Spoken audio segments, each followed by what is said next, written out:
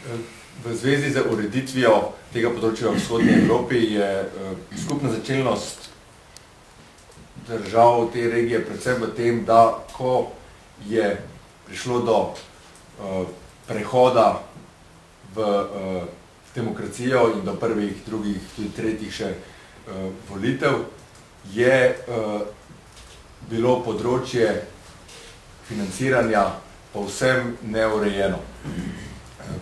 Šlo je za ogromno ilegalnega financiranja, poročil ni bilo potrebno dajati, nikomu ni bilo potrebno odgovarjati, kar je seveda odlično polje, odlične možnosti daje za korupcijo.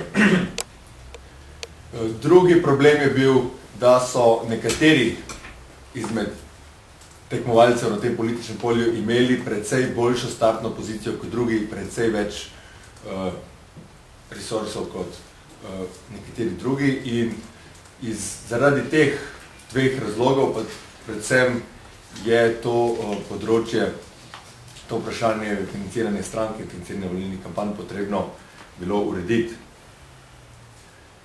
Skupna značilnost držav vzhodne Evrope pa je bilo tudi pomanjkanje denarja za izvajanje kampanje. Zdaj, zakaj je denar pomemben in zakaj je potreben tudi za izvajanje volilnih kampanj? Zato, ker gre za informiranje volivcev. Če tisti, ki tekmujejo za glasove, nimajo denarja, to ne škodi samo njim, ampak škodi tudi volivcem, ker niso zadostno informirani in se ne morejo dobro odločiti. No, za Slovenijo je značilno predvsem, da je v prvih letih do leta 1994 bilo to področje povsem neurejeno. Zakon smo dobili 1994. Leta in s tem zakonom smo takrat naredili velik korak pred ostale države srednje in vzhodne Evrope. Odločili smo se med tem, ali predvsem financiranje iz proračuna ali predvsem financiranje iz donacij. Odločili smo se za kombinacijo, se pravi dovoljena financiranje iz obeh virov, ampak predvsem iz proračuna. Višina dovoljenih donacij je bila z zakonom in tudi še vedno je omejena in pomembnejši donatorji naj bi bili javno razkriti. Sedaj v obdobju od 1994. leta sedaj so se pojavile številne slabosti te ureditve. Nov zakon je bil sprejet letos 2007, meseca aprila, pa žal ni odpravil vsaj večine pomembnejših slabosti ureditve financiranja strank in volilnih kampanj. Po analizah, ki se delajo v svetu, se tudi na zahodu, v razvitih državah, precej donacij, smo večji del donacij, gre mimo uradnega postopka, mimo računa, ki je predviden. Ker ureditev v Sloveniji je taka, da je predvideno, da vsaka stranka odpre poseben račun, na katerem se sredstva zbirajo, potem naj bi se za volilno kampanjo sredstva porabljala samo iz tega računa.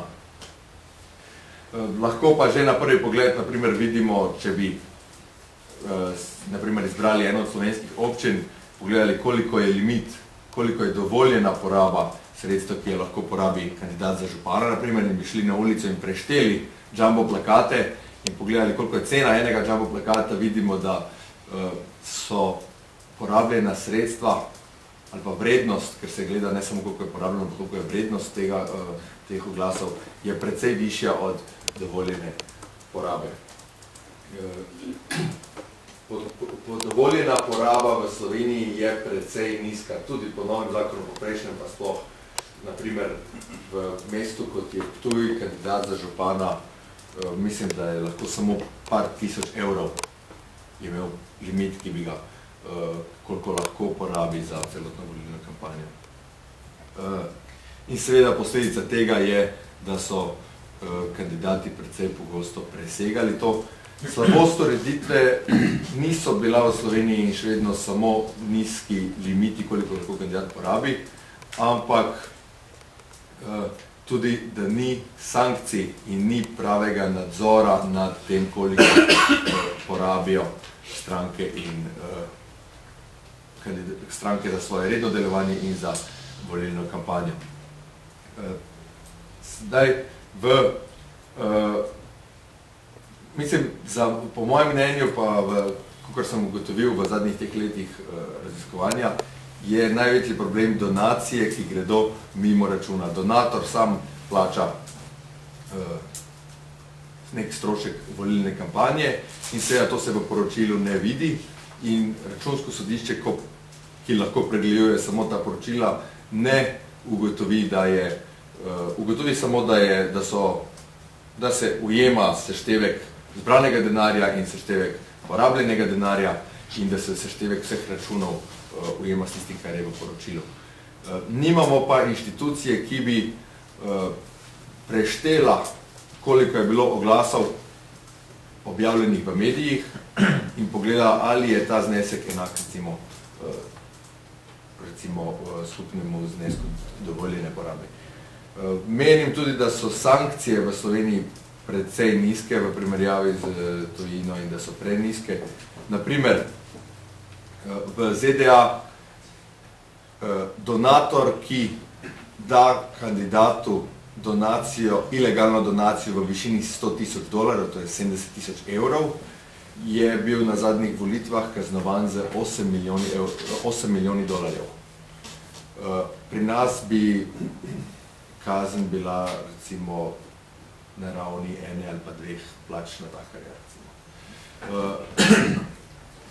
Tako da se splača donatorjem kršiti ta zakon. Če bi kazni bile, naprimer, take kot so v ZDA, $8 milijonov, noben donator ne bi upal financirati delovanja nekega kandidata političnih strank mimo zakona. Zdaj, še boljše kot samo zviševanje sankcij, pa je, in to predlagam tudi v poglavju o Sloveniji, je uvedba nekaterih orodij, ki so se jih poslužili naprimer v Nemčiji, in sicer, da se politično stranko spodbudi, da prijavlja donacije. V Nemčiji lahko, kjer imajo podoben sistem kot pri nas, pravi financiranje iz proračuna in financiranje iz donacij, v Nemčiji lahko stranka dobi iz proračuna največ toliko denarja, kolikor ga je tudi zbrala iz donacij. In to je spodbuda političnim strankam, da se donacije, ki jih prejemajo, tudi porabljajo in da čim več donacij prejmejo in porabijo skozi ta uradni strankarski ali pa predvolilni račun. In druga stvar, ki jo tudi predlagam, pa je, da bi vsak plakat, ki je objavljen, ki je recimo obešen nekje, da na njem ni navedeno samo, kdo je naročnik plakata, ampak kdo je naročnik, kdo je plačnik in kakšna je bila naklada tega plakata in kakšna je bila cena računa.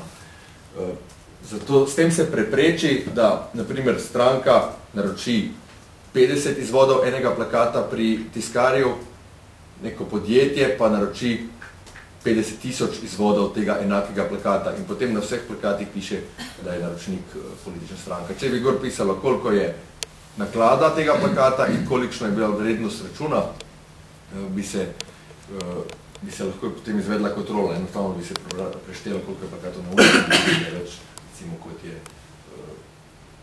je tista številka, ki je spodaj na plakatu napisana. Obstajajo države, kjer se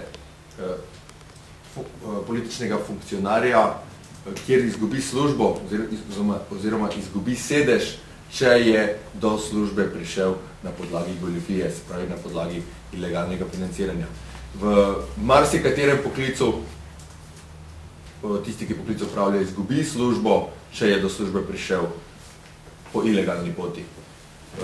In enako v marsikje po svetu velja tudi za politične funkcionarje. Toliko bi jaz v slovenski ureditvi pa zaključil iz knjige povedal.